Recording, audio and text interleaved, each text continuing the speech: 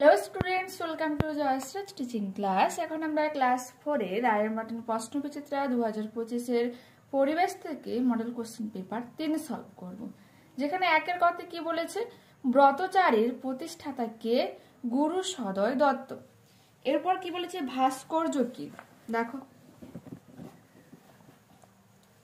পাথর বা অন্য কিছুর গায়ে খোদাই করা নকশা মূর্তি ফুটিয়ে তোলা, এটাই হয়ে যাবে কি ভাস্কর্য।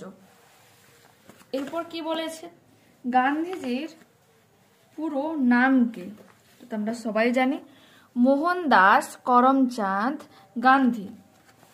এরপর কি বলেছে, সংস্কৃতি। তো বইতে দেখো 122 পেজ ওপেন করো, ওখান থেকে তোমাদের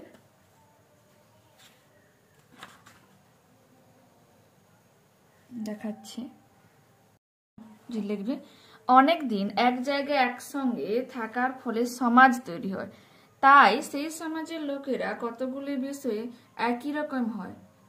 আমরা আর এটাই হয়ে যাবে কি সংস্কৃতি। সংস্কৃতির মধ্যে কি কি রয়েছে, ভাষা, খাবার, পোশাক, নাচ, গান, উৎসব আর শিল্পকলা নিয়ে হচ্ছে সংস্কৃতি।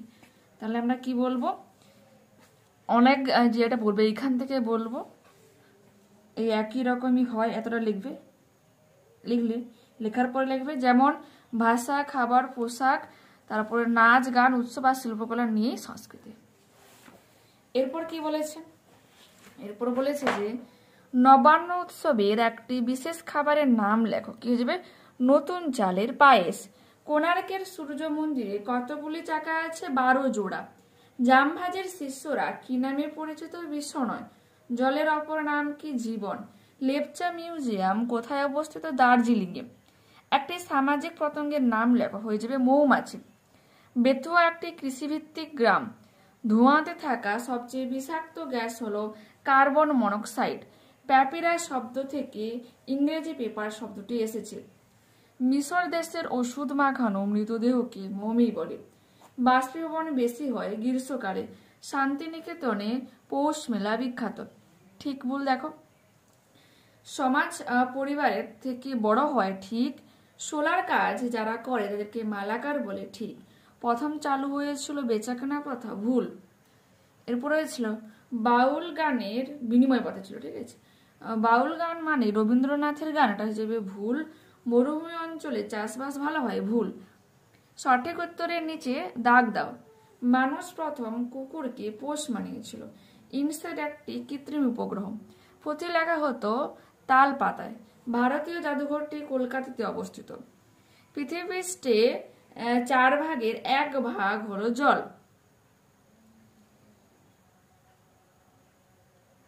তিন ভাগ জল, 1 ভাগ স্থল, 3 ভাগ জল। এরপর কি বলেছে, আরশোলার কোনো শিরদাঁড়া নেই। চা হলো একটি পানীয় ফসল। বাতাসে উপস্থিত ধোঁয়া ধূলিকণার জন্য মানুষের কষ্ট হয় শ্বাসযন্ত্রে। পটচিত্র বিখ্যাত পিংলার। মাছ মাংস ভালো থাকে নুন মাখিয়ে রাখলে। Next page. বাম দিক ডান দিক মেলাও। পুষ্টিকর পানীয় হয়ে যাবে দুধ। বায়ু দূষণ, পাথরের রং বদলে যাওয়া।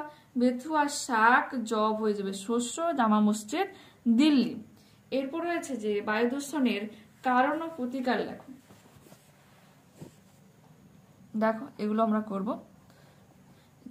পৃথিবীতে মানুষের সংখ্যা যত বাড়ছে, চাষবাস, ঘর বাড়ি তৈরি করার জন্য তত গাছপালা, বন জঙ্গল কেটে ফেলা হচ্ছে, বাতাসে কার্বন ডাইঅক্সাইডের পরিমাণ বেড়ে চলেছে। এর কারণ, এরপর হচ্ছে সারা পৃথিবী জুড়ে কলকারখানা, শিল্প কেন্দ্র, তাপ বিদ্যুৎ কেন্দ্র থেকে প্রচুর পরিমাণে কার্বনের গুঁড়ো, ধোঁয়া ও ধূলিকণা, carbon monoxide, sulphur dioxide, nitrogen ডাইঅক্সাইডের মতো ক্ষতিকারক গ্যাস বাতাসে মিশছে। এর জন্য কি হয়, বায়ু দূষিত হয়।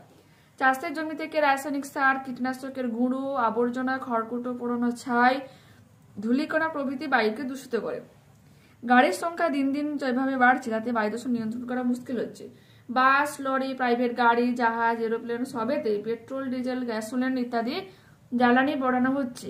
এর ফলে প্রচুর পরিমাণে মনোক্সাইড, কার্বন মনোক্সাইড সীসা বাতাসে মেশে, আর এইভাবেই বায়ু দূষিত হয়। ওর সাথে ছিল প্রতিকার লেখো। প্রতিকারগুলো দেখো, হাঁচি বা কাশির সময় সবসময় মুখে রুমাল চাপা দেব। ঘরের ভিতরে উনুন, গ্যাস বা স্টোভে রান্নার সময় ধোঁয়া বেরোনোর জন্য ঘর খোলামেলা রাখবো। ঘরের ভিতরে আবর্জনা ফেলার পাত্রটা সবসময় ঢাকা দিয়ে রাখবো। ঘরের দেওয়াল, জানালা, দরজা রং করার সময় বাতাস চলাচলের জন্য ঘর খোলামেলা রাখবো। দরকার না থাকলে ঘরের আলো বা পাখা জ্বালিয়ে রাখবো না। যে রাখবে না আছে সবসময় তখন লিখবে যে আমরা করবো না, ঠিক আছে। এরকম মশা টানো ধূপ না জ্বালিয়ে মশারি ব্যবহার করলে স্বাস্থ্যের ক্ষতি মশারি ব্যবহার করলে স্বাস্থ্যের ক্ষতি হবে না। দেখো বলছে যে ওই মশা তাড়ানোর যে ধূপ আমরা ইউজ করি না, সেই ধূপ যদি না জ্বালাই, মশারি যদি ব্যবহার করি, তাতে কিন্তু কোনো স্বাস্থ্যের ক্ষতি হবে না। ঘরের মধ্যে কেউ ধূমপান করলে তার ক্ষতিকারক ধোঁয়া ঘরের বাতাসে মিশে অন্যদেরও ক্ষতি হয়, তাই ঘরের মধ্যে ধূমপান করতে বাধা দেবে ও বুঝিয়ে বলবে। দেখে নিয়েছো? এরপর রয়েছে আবহাওয়ার দুটি বৈশিষ্ট্য, তোমাদের দেখাই কি লিখবে। আবহাওয়া কোনো নির্দিষ্ট স্থানে নির্দিষ্ট সময়ে বায়ুমণ্ডলে বিভিন্ন উপাদানের অবস্থা। আবহাওয়া প্রতিদিন এমনকি প্রতি মুহূর্তে বদলায়। আবহাওয়া স্বল্প পরিসরে পরিবর্তিত হয়। এগুলো লেখো। এরপর হচ্ছে তৃণভোজী ও মাংসাশী কাকে বলে উদাহরণ দাও। যে সকল প্রাণীরা উদ্ভিদকে খাদ্য হিসেবে গ্রহণ করে বেঁচে থাকে তাদের তৃণভোজী বলে, যেমন গরু, ছাগল, হরিণ, খরগোশ প্রভৃতি। মাংসাশী প্রাণী কাদের বলা হচ্ছে? যে সকল প্রাণীরা অন্য প্রাণীদেরকে খাদ্য হিসেবে গ্রহণ করে তাদেরকে মাংসাশী প্রাণী বলে, যেমন বাঘ, সিংহ, নেকড়ে, এগুলো। এরপর কি রয়েছে? গাছ কাটলে পরিবেশের কি কি ক্ষতি হতে পারে। 271 পেজ ওপেন করো। সরি, তোমাদের তো নেই, আলাদা বুক থেকে দেখাচ্ছি। সরি, 231 পেজ না, ভুল লিখলাম। তো যেগুলো বলছি লিখবে।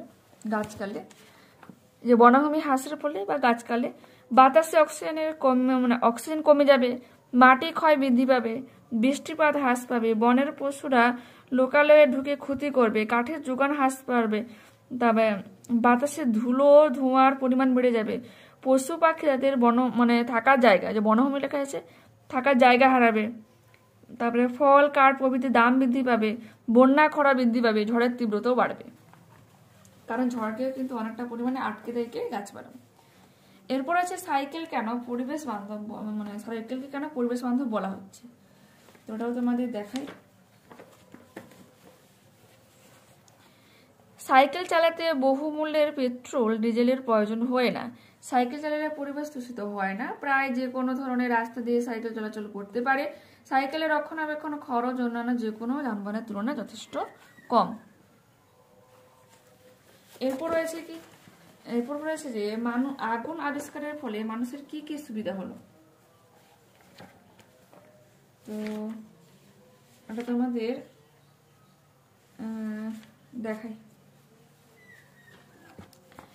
প্রচন্ড শীতের হাত থেকে রক্ষা পাওয়া।